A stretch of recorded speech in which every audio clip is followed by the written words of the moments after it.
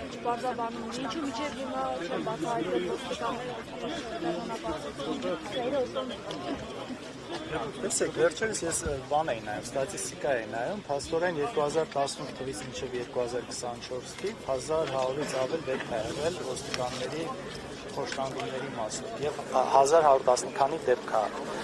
վարույթ ընդունվել եւ քննություն արվել եւ միայն 20-ն է դրանցից որ գնացել է դատարան մեղադրական եզրակացությունով տարբերություն տեսնում եք այսինքն միանշանակ է ինչ են անում ու բազմաթիվ դեպքեր կա թե ցույցերի ժամանակ թե տարբեր նաեւ տարբեր քաղաքական հայացք ունեցող մարդկանց հանդեպ բռնությունները հիմա երևի այնտեղ Վանաձորում էլ ոստիկանները տեսել են ասել են եթե պատգամավոր Աշոտ Սիմոնյանի նկատմամբ նման բռնություն ալնում հետևանք չի լինում ոստիկանների նկատմամբ եթե իմ հետ կապված լինում է այդ բռնությունը տեսախցիկների առաջ բոլորը տեսնում են մեկ այդ ոստիկանների հանդեպ ոչ մի գործողություն չի արվում մնացած շատ ու շատ մյուս դեպքերով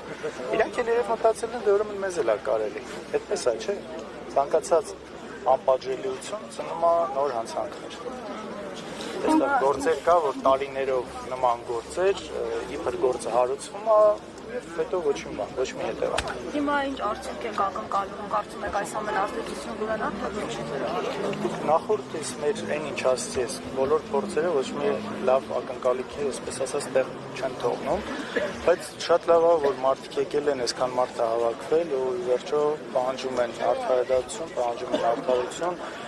միգուցե այս համախմբվածությունը այս հարցի շուրջ բերի ինչ-որ դրական արդյունքի։ Շնորհակալություն։